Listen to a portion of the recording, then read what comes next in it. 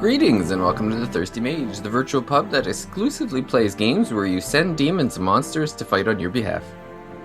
Yes, this is the year of Shin Megami Tensei, and it continues as we talk about Strange Journey, SMT IV, and some other games that you collect warriors that fight for you.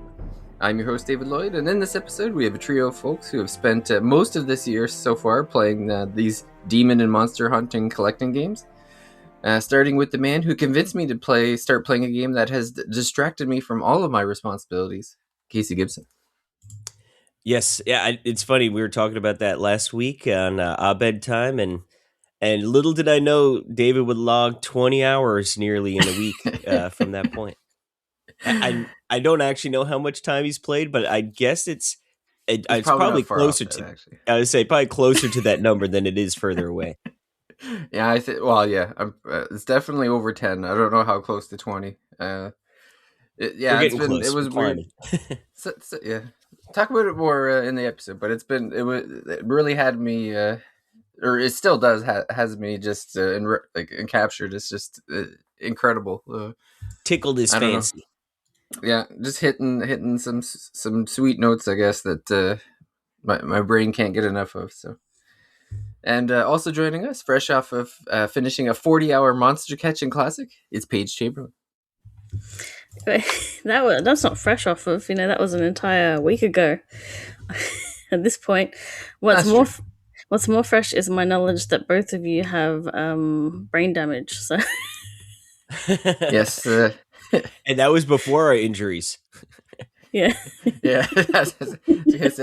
I don't feel like we needed to actually describe our concussion history. I feel like it comes out clearly in the podcast. Just in case you couldn't tell, now you know why they're like that. Yeah, the listeners are all like, "It all makes sense. It all makes sense." I just assumed that he had some kind of traumatic brain injury. But it's been quite the year. I'm in. Oh man, at least I guess this is my third SMT that I'm into now. Into this early part of the year. I know you guys have been playing some Pokemon games and Monster Hunter games, so it's been a very collectathon 2026. And definitely not any Yokai Watch style games in the future going of that level 5 presentation the other day. They've gone all in on the AI, or I mean half in on the AI. I guess it's a combination.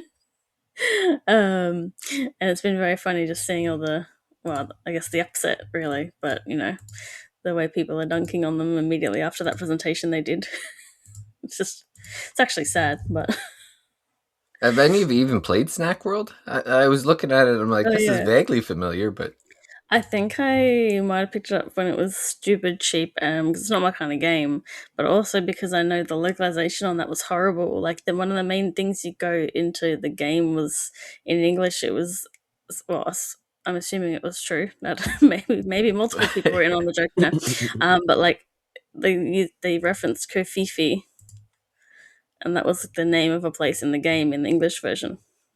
Oh, that's funny. So I definitely wasn't really interested in that. But yeah, they showed off several things like the spiritual successor to Yokai Watch, and it's it looks completely different from even the previous showing of it. And there's screens where you pause it and you're like, yeah, that's not a weird animation trick, that's just probably not actually animated. And they even show a bit of a cartoon, and then on certain panels you're like, yeah, his face looks completely different and he's got that yellow tint. And so people are just they're it's half AI and half not. It's just geez, this is what they've come to. Well, aren't they three? I thought there was 3 games that they had announced, and none of them have come out yet. They've all been delayed. Police got it looked like it was ready, and then they just quietly delayed it for several years now, and then now they've said that it's not coming to Switch 1, which makes sense. Yeah. And I don't know about how long we've been waiting on some of the other games. That means you're out of luck, David. Yeah. I think I'd have a hard time naming a level 5 game. You got Fantasy Life, right? Yeah, I've Yeah. never played that one myself. But I'm trying to think what the Professor Layton games. I was gonna say Professor Layton is the only game. Like, if you asked me what a level 5 game was, Professor Layton would be the What first have one. you not? Didn't you play some John Dark? Oh yeah, I Then played a few hours, but then I kind of fell off. they worked on You're a Dragon big Quest 8. soccer guy, They aren't did the you? Dark Cloud games. No, They no, did Inazuma 11. Kuni. nope. David I tries played to the forget he second played Nina. that one. Yeah, I Attack of the played the Friday second Nina Monsters Kuni, of and Tokyo Tail. Dude, that second Nino Kuni, my God. I liked it. Oh, yeah, big booger. Remember the keychain we got? They're like, here's a yeah, booger keychain. that was the last Gross. thing. That was the last scene I played in that game. It was when he used the booger to roll or make the dice go what he wanted. Yo, we were so excited for that game. I remember we were like, I feel like we talked each other into it like a week or two before it came out. We're like, heck yeah, we're doing this thing. And then we were Yeah. both just like, what in the world are we, what did we pay all this money for? Oh yeah, because I remember they announced a new Professor Layton. We haven't seen that. I remember the Deca Police. Oh yeah, and they got a couple Inazumas that are supposed to be like. Oh, this is all supposed to be this year, but yeah. We'll see. Oh, they are the ones that did Yokai Watch. I Yeah, I still was haven't gonna played one say, of do you those. mean to tell me that you haven't played Yokai Watch Just Dance Special Edition exclusively for the Japanese Wii U? Holy moly! I'm like looking at the list. There's literally nothing on here I've played. I played the first Yokai Watch. I remember playing that at work, like like sneaking off to the bathroom, like I'll play a little Yokai Watch. Because even the Ni no Kuni 2, I don't think it was them that did it, was it? Let's see. Oh, I it think they was did. them. Okay, Ni no Kuni 2 is the only level 5 game I played, according to And this didn't list. finish it, so. Well, I Yeah. was gonna say, yeah. You're like, let me pick out the shiniest turd of them all. Yeah. I played Ni no Kuni 2, and I said I'm never playing a level 5 game again for the rest of my life. You played the first one, didn't you? No, I never played it. Honestly, I bought it completely based on your recommendation. I would say like the first one isn't a bad game by any stretch, but it is certainly not as good as people make it out to be, in my opinion. And then the second one is just an abomination.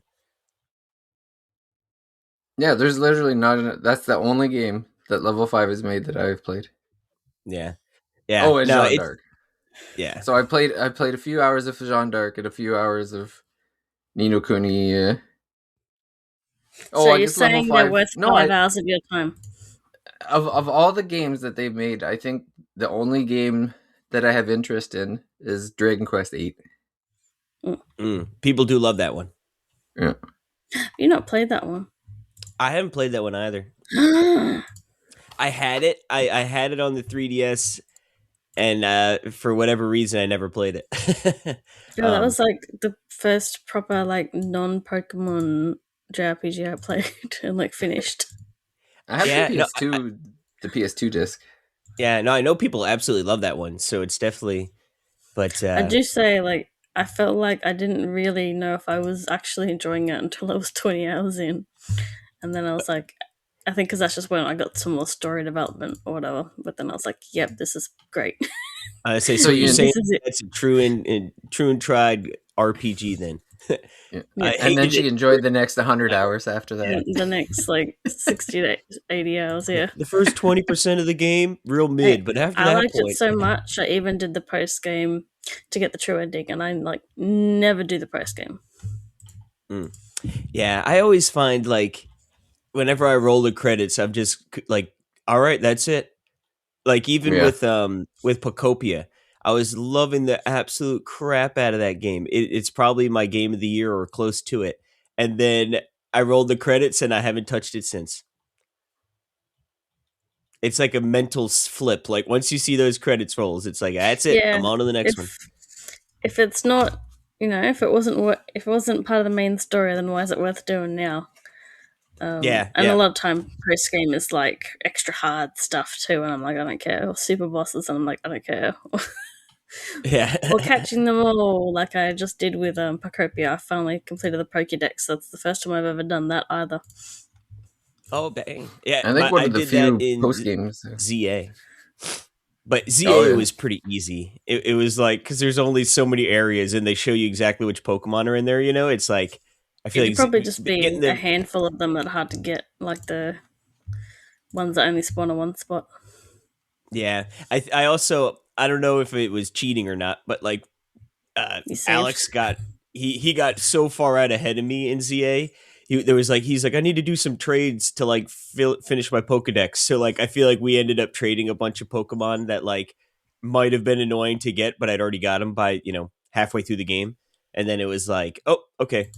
I just need to get a few more to finish it up. I think Persona's the only post game ones that I've played. Thinking like Persona 5 and 4. I'm pretty sure. Well, 4 definitely had, like, Golden had the post game stuff with Marie, and I'm pretty sure that the that new Phantom Thief, whose name Kazumi, I think it is. I'm pretty sure she had her storyline. The redhead. Post. Yeah, I'm pretty sure it was technically post game for her as well. I'm pretty sure. Well, yeah, that bit takes place.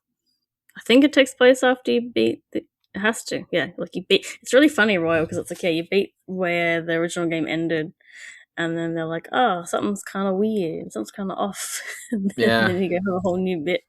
Yeah. But yeah, I usually don't play the post game stuff either. But it's funny you say that about the 20 hours in, because I remember, like, how many people, Casey, have we told Xenoblade Chronicles 2 doesn't get good until hour 40. Oh yeah, yeah. And you then have to get past argue.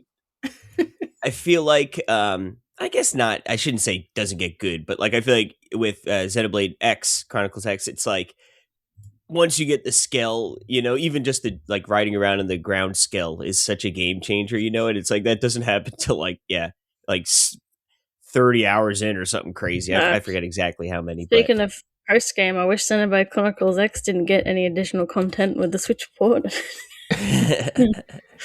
Oh, that was bad. Well, the full battle mechanics aren't even unlocked till hour 40. I remember it was after a certain chapter where they're like, okay, and here's the full battle availability now, and I'm like, what the hell? This is like 40 hours in. I love a good 40-hour game that you're like, I'm still getting tutorials. Yeah. It's like hour 42. Okay, you're on your own now. Yeah. All right, we're taking the training wheels off. Too funny. Although in its defense, I guess there were still 80 hours to go after that. So yeah, you were still in the infancy for sure. Yeah. I guess so. We should probably talk a little bit about the Shin Megami Tensei in the year of the demons 2026. So yeah, I just want to talk a little bit about Strange Journey because I know we had a game club for that, but I think we lost almost everyone. It was probably our most joined game club when it first started up, and I think it ended up being the one where the most people dropped off, because I think we started off around 20 people, and I'm pretty sure only 2 of us finished. It's a beastly game. Yeah. It wasn't. I don't even think it was that long per se. I think it ended up 40-ish hours. Yeah. It was definitely. It's funny. I've heard other podcasts talk about how difficult it was, and I didn't find it too bad, but there was definitely some massive difficulty spikes at certain points in the game, where I even myself am like, is this worth it? Like, am I gonna grind to continue here? And it ended up, well, one of the spots, it was like a specific boss, and I ended up just changing the party around to a point where it was like specifically designed for that boss alone. Well, that's basically what those games are, isn't it? Yeah, that's what you're supposed to do. I was like, okay, I'm gonna have to like fuse like 8 demons here that are specifically designed to block like the certain things, just so I can get past this one boss, and then I'll have to like reset everything afterwards to try to get back up. But and I We guess the need a other part Draki too mode. was, yeah, I wish it had Draki mode. So what happened was is that I got to the final boss and I got one shotted, and I'm like, okay, this does not look promising. So then I I I think I spent a couple hours like grinding and then fine tuning all the demons specifically for the final boss. And after all that, I managed to survive the first hit and then died on the second hit. And I'm like, okay, there's not a chance in the world I'm going to be spending the next 10 hours of this game just grinding for this boss. So I dropped the difficulty from normal to easy because that was the lowest drop that I could do. And I ended up defeating the boss. I think the fight was 90 minutes. I think by the time Good Lord. it was wild. There was 2 phases. They were there were some stupid moves that allowed it to do. I have to describe it a bit. So if anyone has spoilers, just jump ahead a couple minutes if they don't want to hear how to beat the boss. But essentially, like the first phase of the boss, insane amount of health, and all the attacks like attack the entire party. Most of the attacks are the almighty attacks, so you can't even block. Like there's no way to like set up your demon to be stronger against it or anything. Like there's all you can really do is hope. So the boss does this kind of series of attack where it'll go like, okay, here's a ice attack, and then the next turn will be a fire attack, and then the next turn will be electric attack, and then the next turn will be like an almighty attack. But if you try to do anything, like if you use the thing that like mirrors physical or mirrors the magic, yeah, it just has the boss just does an almighty attack, so you can't even do that, like it, because it'll figure it out and Just then destroy you. yeah, and it's like, oh, you think you're going to cheat with using this? Well, I'll just one shot you with an almighty. That'll teach you a lesson. Yeah. And then if you try to like debuff the boss, then I think she does like a heal attack, like a heal that ends up healing most of her HP back. So I'm like, okay, it's like I can't debuff her. I can't mirror any attacks, so I'll just pretty much have to survive off of just regular attacks and healing myself or whatever. So I finally beat the boss, and I'm like, thank God. Like that's this. I think it was like 45 minutes in at this point. I'm like, this was ridiculous. And then it's like phase 2, and I'm like, what? This is ridiculous. You gotta be kidding me. And then in the second phase, the boss does a move where it forces all your demons back into your pocket. So now it's just me and 3 empty slots. And so now I have to waste turns bringing back the demons. Dude, and all the while I'm getting blasted and I'm like using up. Thank God I had like beads and full heals, and I was like, I completely wiped out my inventory of healing trying to like survive this thing. I did not think I was going to beat the boss even on easy mode, but I eventually got that too. It's just crazy. It's like in every RPG of all time, how many times you end the game with like 4,000 healing items, a million amount of replenish pots and this, that, and the other thing. And then you're like, man, I wish I used this throughout the game. Yeah. Strange Journey was like, nuh-uh, you're going to use them all for the last level, for the last boss. My pockets were empty. I had I think I was down to just me and one demon too on the final hit. And I'm just sweating bullets at this point. Praying. So, like, if I die after all this, I'm going to throw this friggin' 3DS out my window. I'm turning to YouTube. I had a point at the midpoint of East Site where you're going up the mountain and there's like a bird, and I just didn't want to redo the boss fight, so I ended up, because you've got very limited healing items in that, I ended up just like eating the individual apples, like every single ingredient I had on me, just so I wouldn't have to like come back up and do it again. And I did it on the last apple. I was like similar to that.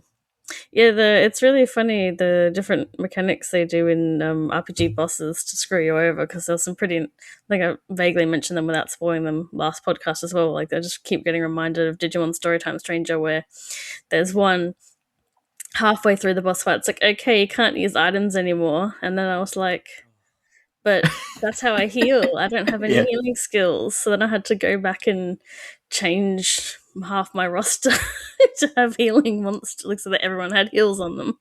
Oh, that's the worst. It's But like, that's like I wish I knew this beforehand. yeah. Yeah. But that's what was the worst example of that. If I'm gonna spoil another boss fight in Digimon, just because I won't say who, but there's one, and you go to heal yourself, right? And you know what happens when you heal yourself in that boss fight? It reduces your health by the amount that you just healed yourself The bug permanently effect. for the whole battle. Sounds like Dark And Souls 2. and I waited till I didn't have much health left, and I tried to. So it was like, oh yeah, that was I wanted to know before I started. So I was like, that's a really very interesting way to do difficulty by just adding these like really mean, nasty mechanics. But Digimon Storytime is, somewhat based on Shin Megami Tensei, and even a little bit more kind of stories. They sort of also had not it wasn't quite like that, but the having to restructure your party a little bit. That's definitely inspired by Shin Megami Tensei, because it's definitely like, okay, I need an element of this guy type. Okay, I need these specific skills to survive these attacks because I need this one guy. So it didn't actually bother me too much to do that, but not didn't stop me from dropping. Yeah. The only the one thing I'll say to Atlas though is thank God they put save points literally right before the boss. Like if they're going to screw you over with stuff like that, then at least they had the decency to not like destroy my progress. No run It's backs. like Throw you a bone. yeah. They're like, here we'll do this one nice thing before we absolutely wreck you for just for laughs. They're like, we're going to give you this save, David, but when you start SMT IV, you're going to die 45 times before you get a full roster of demons to even have a chance to survive. Yeah, it's been such a funny difference of experience when you go from one to the other. Because like Strange Journey is, I would say Strange Journey is kind of like this amalgamation of like old SMT and new SMT in the same game. Because like all of the exploration is very, it's like your first person dungeon crawling where it's like a grid based, like one step at a time sort of thing. It feels very OG style, like very old in that regard. But then you've got all like the demon stuff is much more modern there. But but in SMT IV, so you got like your 3D character kind of running around in the modern SMT. But then it's funny because like the demons, I got so used to just trading up demons in the Strange Journey every like 15 minutes. Whereas SMT IV, I'm like, oh man, I get to like these demons are still useful after 30 minutes or an hour. This is such a treat. Actually, get to develop a bit of a kinship with them or whatever. And so I'm certainly not changing them over as much. But then, yeah, I don't remember getting wrecked in the dungeon as often as I was. Like the good thing with SMT IV is that you can save anywhere. And so I've gotten into this habit of saving every 10 minutes. I Even thought you though were going to those, say every 30 seconds. it feels like I should, but those buggers only give you 2 save slots. So it's like, Oh, dude, I'm surprised you didn't drop the game right then and there. I can't do I it. know. Yeah. It's like, I don't play any games without at least 80 save slots. Yeah. I still like, with the trails, in trails, I know they give you 120 slots, and I use every single one. You're a monster, dude. That's so funny. Yeah. Is that trail specific, or is that just like the old school PlayStation save file system that some games still use?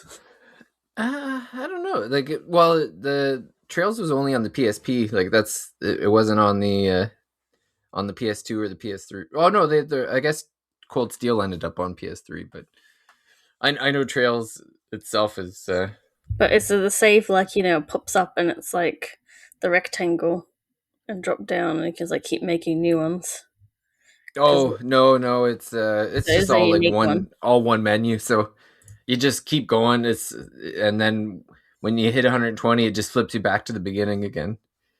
So I think by like hour 50 or 60, I got back to like the first thing, and so I ended up using, like, technically I had more than 120 saves, but I definitely used every single slot. That's But too many. I have like maybe two or three. Like I go, oh, I'm about to make like a decision. Or I'm gonna try to beat the boss as is. So I'm gonna like do an extra save, and then if I succeed, then I'll save over the main save. I mean, especially now that I don't do video reviews or anything, I don't need to have as many saves as well. yeah. Because I'm not like, oh, I could go, oh, darn, I saved over it and now I can't get footage of that. Hmm. It's like, it doesn't matter. I always Yeah, I have don't. this feeling it's like I might have to go back to that time like 5 hours ago if I did something really stupid. I feel like if I had to do that in a game, I'd just be like, "Well, that's it, boys. We're packing it in." Yeah, no, I definitely use a good amount of saves, but like it's like completely random, Like, screw it, I'll save over my last one this time. Or like, I guess, yeah, if I'm like right before a big boss or something, maybe I'll definitely do a new save in case, yeah, like I'm too weak or something. But uh, in my lifetime, I can't remember a single point where I was like, well, let me go back a couple hours and redo this, like even though the saves are there. Might Well, in depend on the SMT, kind of game. yeah. The In ones that don't have SMT, the save files before boss fights. oh yeah, I do like in SMT 4 too. Burrows will be like, there's a powerful demon behind that door. Are you sure you want to go through it? And so I'm like, no, let me save first. So I've been doing that too. Uh, that's the other thing about SMT4 is that Burrows is um, very much in your face for like the majority of the game, or has been so far anyway. Uh, the amount of times where she's asked me, "Did you get all that? Did you get all that? Did you get all that?" And it's like, yes, I heard you. Leave me alone. Yeah, I under, I have ears. I understood. But yeah, I guess, yeah, it's funny. I was actually thinking, like, because SNT4 hasn't been ported off of anything like this. It was launched on 3DS. I meant to look this up because I'm like, Nintendo must have paid for the exclusivity of it, because it just seems so weird that SNT was on PlayStation up until this point. Like, I know Nocturne, I'm pretty sure, was a PS2 game. It's actually really funny that the 3DS specifically was when a bunch of series jumped to Nintendo. Yeah, Because it wasn't just Shin Megami Tensei, but also Monster Hunter. They were on the Mm. PSP and like PlayStation and that, and then 3DS. Suddenly, the portable series was on 3DS, and there wasn't a single release on the Vita. And like that was definitely a big blow for PlayStation in Japan, anyway. I think. Yeah. I also don't know if they paid for. They must have. They must have been like, hey, probably actually what Nintendo does themselves. They specifically will like fund the games. They'll be like, we'll yeah. give you the money to do it in the first place if you make it exclusively just for us. So that might have been what they did, where they don't I've been waiting necessarily. for them to contact me about doing that, but Yeah. I guess I should learn how to make a game first, though. Yeah, probably. Are you gonna play Apocalypse after this? That's the plan. I mean, it's definitely at some point. At some point. I also need to play. I've only played. I don't know how far I got into Nocturne, but I would like to beat that I one. I Some feel point like means either immediately or not for 10 years. So yeah, yeah, one or the other. I feel like going back to 3 would be not like, oh my god, I can't do this. And granted, I haven't played a ton of 3. You and me, I think, probably played the same amount when we first tried. But I feel like going from 4 to 3 would definitely feel like you. I feel like you'd feel the step back. Yeah. But Apocalypse kicks butt as well, so like that would definitely be a good follow up.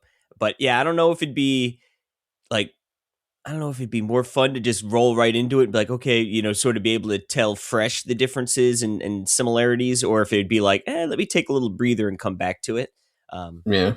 But either way, yeah, 4 and 4 Apocalypse are both great games. Oh, I got my answer on the SMT IV. So apparently, they made Strange Journey for the DS, and I guess it sold rather well. And fans were like demanding the fourth title, I guess, at that point. So they had decided that they would use the DS engine from Strange Journey to make 4. And then what ended up happening is that the development just ended up naturally moving into the 3DS because it takes them forever to make an SMT game. So. I still remember that they announced Shin Megami Tensei 5 at like the Switch presentation, which was before it. I guess when before the system they was showed even the 3D out. demons. Yeah, they showed like this little trailer bit, and then a few years later they're like, "Oh yeah, we've started development on it now." And we're like, "Oh, I thought you were doing that in the time you hadn't shown us anything of the game, but no, now you've just started." Well, I mean, Nintendo did that with just a number, right? Like, here's the number 4. We'll get around to starting development one day. Yeah. And I guess they had a lot of demons to make into 3D, so maybe it took a couple years of we'll get the demons in 3D, then we'll come up with a story. Yeah. Which they didn't actually really do in the first iteration of 5 anyway. So no. I think that was the joke with Persona 5 as well, where there's like a screen of like coming this date 2014. Oh yeah, with the chairs and the then I think the ball Japanese chains. release was 2016.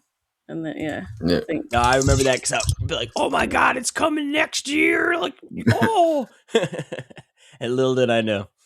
I don't think those chairs or chain really showing up in the game. Like you're in a chair.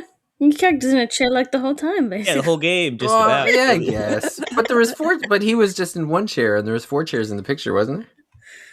I thought it was. I believe there's 4.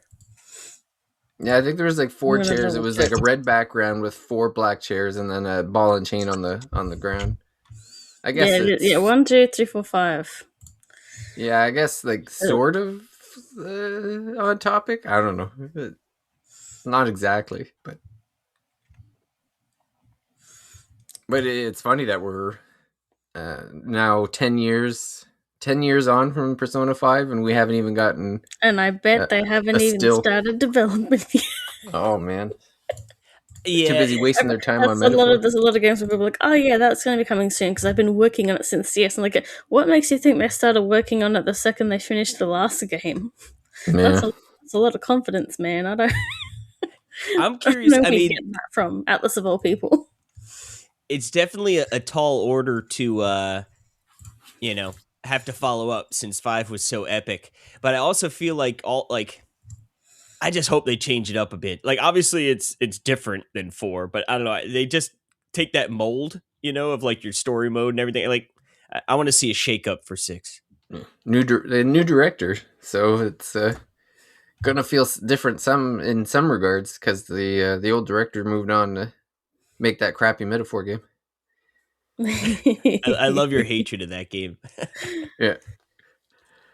Hey, it was good for like 60 hours, and then I dropped it. That'll be in my tombstone. He hated Metaphor with a passion. Yeah, Metaphor and Claire Expedition 33, not that good. Yeah. David Lloyd. Oh no! Or a better thing on my tombstone will be my only regret in life was finishing Metaphor. The 60 hours I wasted. Yeah. Who needs a yearbook quote when you can just put it on your tombstone? Should have stopped playing at the plot twist. Oh man, it's so funny seeing. I've actually watched the debate unfold on Reddit in the Atlas subreddit, and just laugh because it's like there's so many people on both sides of like, this is the greatest game of all time, and then everyone else is like, that story was the worst piece of trash I've ever experienced. Yeah, it was bad, and then like it wins narrative design, and it's like, oh, how bad were the other games then? And then I think gameplay wise and stuff, that was, it was fun, but it was crazy how much it was like Persona 5. Yeah. Like down to here's the boss where you've got the time to do it, and then if you do it early, you've got to wait. And Yeah. Well, that's the funny. Like the best part of Metaphor was the stuff that they lifted from Persona 5, and then the worst stuff was like the whole storyline that was supposed to be new and revolutionary, which was just complete garbage. But yeah, it's definitely number one on the games that have catfished me. Of like, oh, this is awesome, and then like halfway through, like, no, this is actually garbage. The reverse Xenoblade 2. Yes. So, oh no! See, that's why you've got the fish with legs.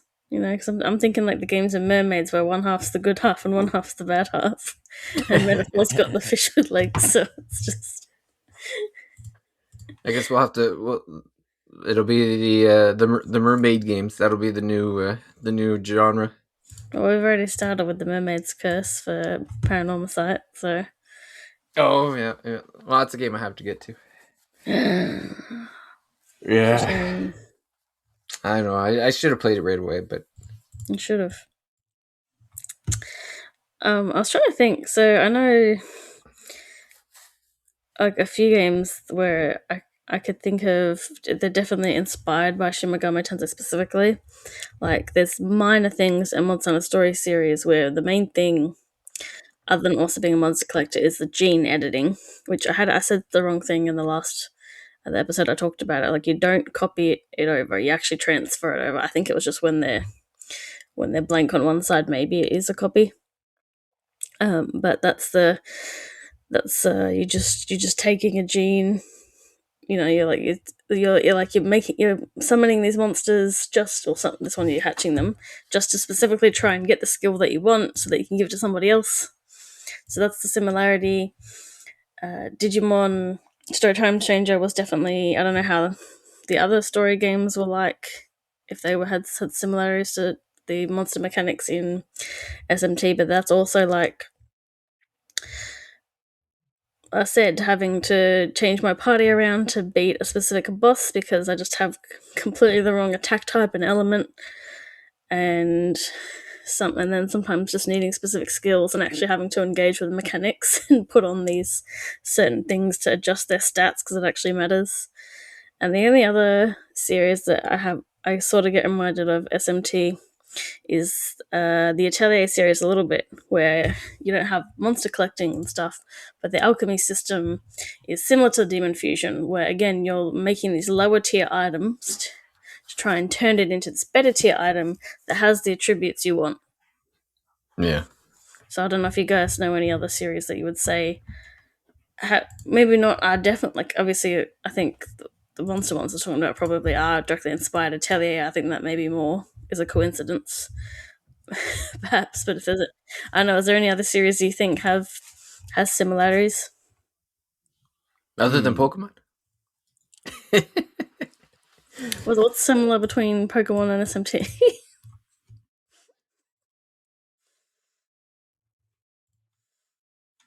There's Ghost. Yeah, I'm trying to rack my brain. I'm just the cogs are moving slow still. Yeah, actually, you guys are waking up and I'm like going to sleep, so that's your fault. Yeah, we might all be at the same tiredness level, but just in different directions. Yeah. I can't think of any. It is cool to. Like, I mean, Yokai Watch. It had the collection stuff, but sort of definitally different. Yeah, Yokai Watch was its own thing, and yeah, and I only played the first one. No, I don't. I mean, I can't remember because I haven't played 2 for ages, but I don't think you really had. You had like you might change your party around here and there because they had sort of a type system, but you didn't really. Yeah, I don't think there was anything like transferring. Maybe I can't remember. It's too long. I can't even say definitively because I can't remember. It's been forever since I played them. like, and then it is cool to when you play more RPGs, you just sort of go, "Ooh, that's like this," and it's not necessarily that they were definitely inspired, or maybe they were, or maybe they came from just a member of a team to another company. And it's also funny learning what sound effects are stock sound effects, because I used a healing item in like a PS3 Atelier game, and I was like, that is the same sound as using an item in Persona 5. And I'm like, well, yeah. I That's not guess, even the same company. yeah, I'm like, I guess that's a stock sound effect. Yeah. I was just like, what? Well, they got to save money somehow. Yeah. Can't employ someone full time to be like shaking rice in some paper, whatever it is. Um, Yeah, I know there's been a bunch of indie games that are like that, but oh yeah, there's been indie games that like really going for the old ones too. yeah. Like there's some Toho one that's meant to be like similar to maybe the first couple of games, and that. I was trying to rack my brain about like you'd think Square Enix would have made a type like a game that's of this type, I don't know. but I'm I trying think to. the closest thing I could think of would be just Tactics, like Final Fantasy Tactics, where you have to build like the job. Collecting You get jobs. one job. Yeah, like you'd have to do one job and then switch to another job I mean, to get to the level so that I you know, could unlock a third job sort of thing. But I know. that's Shut up, Right. David. Dragon Quest, yeah, sure. Dragon Quest Monsters. That has fusion as well. oh yeah, okay. Yeah, I I don't know haven't about played the that one. original, but like the newest one did. And I was like, oh my god, just like SMT. I'm just like finger pointing with the face, like, just like my other video game. I was about to say, yeah, I also can't think. I was thinking of like all their RPG series, and I'm like, no, I don't think it's in Saga or Mana or whatever. I'm like, no, wait, spin-offs. No. Dragon Quest Monsters, which was the one everyone was trying to like dunk on Pokemon with. Yeah, I think I know I own one of the Monsters games, just haven't actually played it yet. I think I tried a little bit of the new one, but I was like, I don't like games where you don't control your party members. Yeah, Especially yeah, I when was it's just gonna the say whole that game. I heard that was the case, and I'm pretty Mm, sure that's why I just never played it because I'm like, I don't, if I can't yeah. choose the moves, then what's the point? The only does game I really tolerated that with was like Metopia, and then even then I could like put some salt and like stuff on them like that, or if it like thematically fits like Curia Land or something. But I'm like, what's the point if I can't tell everybody what to do? Yeah. I haven't played this one, but World of Final Fantasy Oh yeah, David played that one. is that sort of Yeah, a little bit like that? yeah. I think where it might be like it is like it's got this weird mechanic where they like creatures will create a tower, so you'll have like three characters that are like sitting on top of each other, and depending on which characters are on top of each other, like the moves can change if I remember correctly. I'd certainly like to be on top of some of those monsters. I do. The Shin Megami Tensei ones. David wants to be on the penis monster. It's funny. I noticed David exclusively rides around on that one. Oh, they did a really funny update for Vengeance a bit after it came out, where because in the Vengeance version, you have a few different monsters you can have follow you around, and so they voted on fan favorites. And Oh, one no. of the one of the Just asking for yeah, it. so Mara got in, and he's a bit smaller than the other ones, and he even Poor has guy. like a line of dialogue about that. I bet he Oh, was no. perfectly sized, Paige. Okay, you leave him alone. I'm shocked that they would have like even entertained that nonsense. I thought for sure they would just like put the Look, thumbs on the they scale. didn't want Like, to do that. They wouldn't have put him in the game. I'm just, um, that's not the Fan favorite. oh man, that's There crazy. we go. Oh my god. Okay, here it is. This is the free DLC update. The code is it's in terrible resolution. I can barely read it. Regrettably, though, I seem to be lacking my usual girth. as you can see, I am much more limp than usual. See, that just sounds too silly. I don't know if it's true. It's a little cold outside on that day, okay? You know? Yeah, so That's Oh my so God. funny. don't give me the Well, I was trying to see because it was like 3 from the western side and 3 from the Japanese side. I was trying to see who voted for who as the results. That's funny. Okay, here we go. It wasn't the West that voted for Mara. Our first place was Mothman, obviously. Lots of votes coming in from Canada. Weird.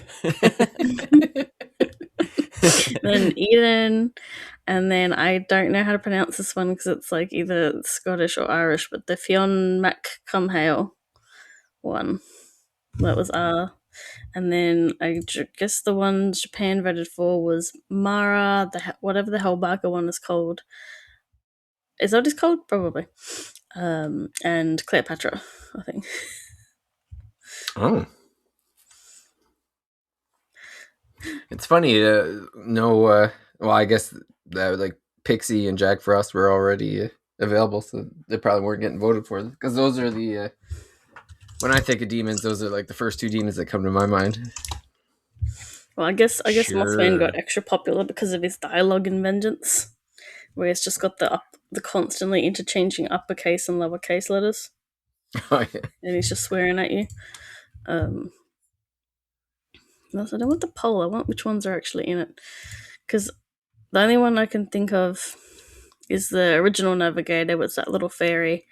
And I know I got an Ippon Datara following me, and then I forgot he was following me, and he makes this horrible noise, so I had to get rid of him because it kept scaring me. I need to play Vengeance. I've got it. I've got the PS5 disc now. And, Dude, Vengeance is so good. Yeah, I'm gonna have to play that one. I played a little bit. Oh yeah, I remember because I tend to drop things when I get stuck in boss fights, but I remember I wrote down what I needed, and then I'm looking at the compendium, and I'm like, based on the levels of these monsters, it appears that the monsters I need to beat this guy are behind the guy, like in the next immediate area that I can't get to because I'm being blocked off. They're teasing you, yeah. And I'm like, great, so now I guess like sometimes I get stuck in a game because I'm like, I don't know what a effective way to grind is. Like, I don't mind grinding, but I hate when it's like, I don't know where's the best place to do it. What's, if I could do it in a couple hours instead of spending 10 hours trying to get 10 levels high, You gotta find those Miedema. Or pay for them and or you get a review code and don't realize that you've got them in your game by default, and then criticize others for not finding them. That's fun. What was that? Who did that? So I remember. So I got the review copy for SMT V. So I had started playing it, and then Jordan and Casey both were playing it at the same time. And then I remember the 2 of you guys talking about how underleveled you felt or whatever. And I'm like, well, just fight the Miedema. Like you level up like 3 levels every time you find one. Oh, and I the remember 2 that. You were like, well, where are they? And I'm like, they're everywhere. Are you blind? Actually, that's another way that Dragon Quest Monsters, whatever the new one was, the Dark Prince, that's the one, and Digimon Storytime Stranger, they both have similar DLC. Paid DLC for areas that you can go in and grind for experience or money or other things. And then if people will literally recommend it to you when you're asking about where to grind, and they'll say, just go to this. And I'm like, we didn't all buy the Ultimate Edition. Okay, some of us went to not pay pigs, okay? We're playing authentic. But I guess I feel like they do that a lot with the with the deluxe versions. They give you a bunch of stuff and then you also get this in-game thing that helps. And then because that's what happened with you. You got the whatever they call it, digital deluxe edition or some crap, right? Where they give you that extra stuff. Yeah. But yeah, I remember that. I was like, yeah, I don't know what the heck you're talking about, dude. I think you guys found one Miedema over 3 or 4 hours. like ran Yeah, away or and something. yeah, and then I was like, they're everywhere. Like every time I turn around, there's a Miedema. Yeah. Yeah, there's one here for Dragon Quest Monsters Dark Prince that really bothered me because, like, some of them are like, oh, it's another place you can grind, whatever. But one of them is feature that allows you to scout monsters that you already befriended before. And you have the synthesis system in that one. What? That should be a base game feature. Yeah, I was gonna say that's pretty dirty to lock a mechanic behind Like the DLC. other ones are like, oh, a chest opens once an hour that gives you a random item and a randomly generated map. Like stuff that's like, okay, could that is just you could play it without it, but the mole hole work gives you like a brand new feature that makes actually obtaining monsters easier. That one's a real dog move. Yeah, And they never put the DLC on sale. No. I know because I put it on the wish list, and I'm like, well, your best bet is to get those you pretty much have to get the full version on sale if you want like the DLC on sale. Well, sometimes it's cheaper to do that. There was one case with Shantae Half Genie Hero where I had like one DLC or whatever, and then the version that had all the DLC was cheaper than buying the rest of the DLC. That wasn't on sale, so I just did that, and in that case, it's a separate piece of software. So it's like I have 2 different copies of the game. Well, that's what I'm hoping when I start Vengeance up, that it'll know that I had that DLC from the earlier version of the game, and then I'll have to meet him again. That's a question. SMT IV Vengeance DLC, because sometimes when they do new versions, you get the previous DLC. Yeah. Free. I'm trying to. All DLC from base 5, except for the Mitama DLC, are included for free. God damn it. You're gonna have to pony up again, but like, if you're such a loser that can't beat this game regular, fork over a couple more dollars. Oh man. Well, that's kind of ingenious. It's like, okay, we'll give you Draki mode, but for $5. Oh, yeah. Yeah. The beat the game button. It's like part of a humiliation ritual that's like, They put you on a list. Come on, fork it over. They all right, noob, you want to see the credits? $5. They print out your photo and they put it on the wall for like a water balloon activity at the end of the year. Oh man, my photo would be up there for Dragon Quest 3. Switched to Draki mode after 10 hours and then didn't beat it. There he is, my portrait extra for it. So.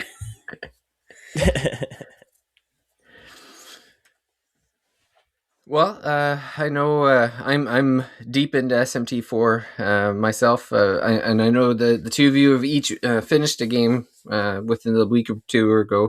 I'm just curious, what have you jumped into at this point now, or have you chosen your next game? Yeah, Oh, you can go, Paige. I picked up People of Note. Jordan did a review for NDLBR, and I asked him, because he didn't really mention performance in that, so I asked him how does it perform, because I was worried about, like, I haven't been buying all the Switch 2 games lately, because even this one isn't on Switch 1, it is just on Switch 2 and the other consoles. I was like, that's still not enough to convince me that it's good. And he said I didn't have any problems with performance, but I did mostly play in handheld and it looked fine. And I was going to say, because when I played the demo on PC, I'm like, I didn't feel like it looked great, and that might just be because my computer's not that good. But I was going to say, so far it looks pretty good. There's a couple of areas where the text doesn't look right, like it's not fully loaded, but I think I've seen other people's footage and it's also the same, so it might just be that's what they decided to not put detail into. But yeah, I've been having so I finally made it to the 3rd area of People of Note, and so I've gotten past the point where the demo was, because the demo was like almost the entirety of the 2nd chapter. So it's kind of funny to have to do that again. I didn't have to try the boss more than once this time. It took me a lot more times when I was playing the demo. It was just, put on easy mode. Battle hardened. And I'm like, no, because now I actually understand the mechanics of the game, having played from the start of the game. Yeah, it all makes sense. Yeah. So I've put it back down again because I got put on another boss, and but because I've been playing so many games with double speed, playing one without double speed, it's like, oh, Now it feels Yeah, I've slow. had that. Yep. Yeah, when you go down to like, oh, I could just what was it? Was it Trails in the Sky? You could hold the R button to like make things go a little Yeah. faster. oh, that And one's like crazy. I did that for like not like running around town, but I do it for like the battle animations just to make it go a little snappier. And then I Oh no, forget what I followed up with, but yeah, I'd be like hitting that R button. I was like, it's not doing anything. yeah, I accidentally figured that out in Trials in the Sky first chapter, and then that's how I played the rest of the game, other than maybe turning it off for certain cutscenes. And it Yeah, was funny. it's It did so nice. improve the cutscene pacing a lot, though, because it was a bit more dragged out in that version. Yeah, uh, but I do prefer it in most games. Although there is one problem with games that do let you do double speed, is that when a certain effect happens and it's explained by text, Oh, and it just yep. and you're like, what? I don't know if that didn't affect them, or I just got to learn by looking. Yeah. Pay attention to what I'm doing if I have double speed on. But It's yeah, it does. It dangerous though, just because yeah, I've definitely most notably for me at least would be Final Fantasy 12 with the 3 times speed. It's like I was really enjoying that game, and then I was just abusing that 3 times speed. And then with the gambit system, that I would just like I just started brute forcing everything. And it was like I didn't even adjust the gambit. I was just like, whatever, hold this button down and let's see if we win the battle, you know? Yeah. And I was then gonna say yeah, that's a like good way to get killed. yeah, that totally ruined everything for me. And I was like, and I fell off the game, and that was all Yeah. my fault. Which I'd like to go back at some point, but yeah. So I I do think those speed up options can be good, but I also think they can be a bit of a detriment if you're not in the right mindset for a game and you're just sort of trying to blow through it, you know. you're accidentally walking into stuff in the case of Trails where it's includes outside of the combat. You're like, oop. So I don't want to talk too much about People of Note because I'll save it for next time, assuming David gets onto his indie RPG he was going to play. But yeah, I guess partly why I might not have double speed is because it's sort of music themed. So it might, like, you don't have to double speed you doing the inputs. I could just double speed the animations or something, please. Yeah. Especially because the only particular flaw I have right now is that bit feels like a little bit janky. Like the combat mechanics and stuff are fine, but like just sort of the animation and then the sound mixing, like where I had to turn up the default setting for how loud the music should be, and it's like I need to hear the background music. It's part of the whole game is music themed. What are you doing? But I've played a little bit of it so far. I'm gonna get back into it because it's not like there's anything else coming out to play Yeah. anytime soon. It's a pretty not too many games on the horizon really. No, I Elliot didn't. is really the only thing Yeah, on that's my in radar. Doesn't 2 months. Yeah, it's June. Yeah, Yeah, you it's like got June what 18th. Elliot and I don't. Rebirth for Switch 2. Well, I mean, I guess Elliot's for everything. Switch 2, you've also got Yoshi next month, Yeah, which I don't know yet. yeah, I'm like I feel like I'll probably end up getting it just cuz historically I like the Yoshi games, and like you said, I don't think I'm going to be really buying anything at least at full price in the next month or two. So it might be one of those where I dip in. Currently, I'm playing through Resident Evil 3 Remake, which I got on Steam's sale for like $5 or You'll $10. be done with that by the end of the day, then. Yeah, you know, it's funny. I've been playing it for like a week and a half or 2 weeks, and like I looked at my playtime, it's like 4 hours. It's just very slow burn. But I have been enjoying it. Yeah, I'm definitely within like the last hour of the game. But yeah, if I played full price, I might be a little more upset. But having paid, like I said, I think I paid $10. It's fun. I've been enjoying it. So, and then yeah, after that, it's like I don't know. You know, obviously with David here playing SMT IV, that's an option. I actually had, or I still do. I have Monster Hunter Stories 2 loaded up. Alex got the double pack. It was the first and second one included for the Switch. And it's one of those, like, essentially he told me, he was like, the first one's good, but the second one's really like where they started hitting their stride. So it was like, you could probably skip the first one. But if you had the first one on 3DS when it came out and you downloaded DLCs, you can get Epona as a monster, and you can't get on the Switch port. Ooh, that is pretty cool, actually. But yeah, so that I had that loaded up, and I had all intentions to play that soon, but I don't know if it's going to be able to jump into my, because like part of me is like, well, maybe I should go play one of the other Resident Evils, but yeah, I'm pretty lost in terms of what to play next after Resident Evil 3. It is a really funny time period. Like, I don't even have anything to ask for Australian Mother's Day that's coming out before that time. It's like, okay. Yeah. Just eShop money. Yeah. I guess Steam the benefit at least is that there's like, it's enough of a gap that it's like I could pick a really long RPG or another 40-hour game or something, and then I would actually have time to play it. But then I'm getting you can play Persona 5 again. I'll wait for the third re-release of that one, just like Persona 4's getting their third version. But it's just the decision paralysis where, like I was saying in previous episode, when we were getting RPG after RPG after RPG, like it didn't matter. I just have to wait a couple of days after I finished one, and the next one would be out. So yeah, not the case. I've even had the itch to play some World of Warcraft, which is bad, the new expansion came out, and like I've played. I mean, I guess there's a few expansions that I wasn't playing, but like as of recently, I've played like the last like 3, I think 2 or 3, 4, something like that.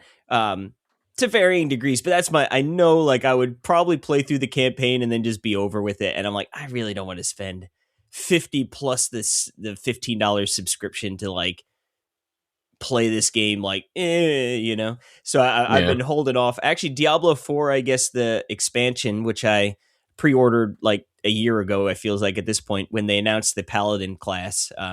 So I'll have that to enjoy in a couple weeks without having to fork over any more money. It's like maybe I should be playing a live service game, so at least I have something, just to keep it trucking.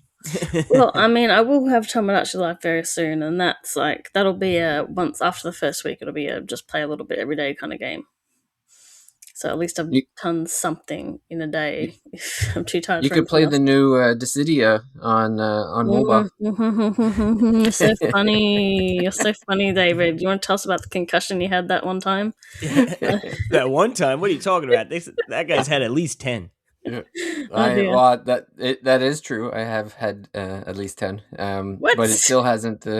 He's a hockey player. I was about to say, how many sports have you done? Yeah. Yes. How many times you fall off the slide, David? It was also veteran pay for athletes. It's even not so much the number of concussions; it's the fact that when you got a concussion, like now, like you get taken out of the game. You get you get scanned and all the people are aware of the downside of concussions and what they can do to you. But back then, trauma. Yeah, back then you'd throw up on the bench, you'd pop a pill, and you'd go back out on the ice. And then the coach would like whack you on the back of the head on the way. That away, David. Yeah, it was a much different time. It really was crazy. Yeah, like I feel like it was like a badge of pride almost, like, oh, he sees stars and he stayed in the game, that guy's a trooper, Yeah. And now it's like that took at least 2 years off his life. But if you think about it, David, a few more concussions and then you could replay Metaphor without knowing how bad it was. I know. I just popped into my head, I think there's one thing that from SMT that I don't think any other series have copied, and that's the fusion failures. Ooh. Oh yeah.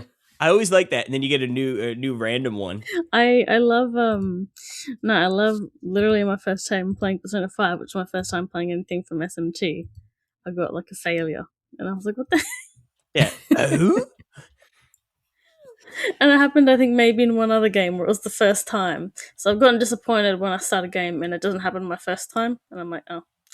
Actually, I'm disappointed. That's why I haven't played any more of the however many hours I put into Vengeance, because they added new demons that are exclusive to failure, and that when there's a full moon or some specific moon phase, it's more likely to happen. And I still haven't gotten that demon and I want it, have a little toy of him from a gacha in Japan, but don't actually have him in the game.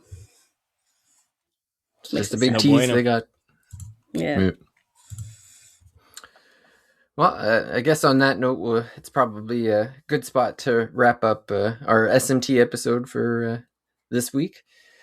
It certainly will not be the last SMT episode for now that we're in the year of SMT. There will be more, whether it's Apocalypse in the future or Nocturne, or I also have some of the little side ones on my radar, like Code Breakers and what's the Soul Hackers.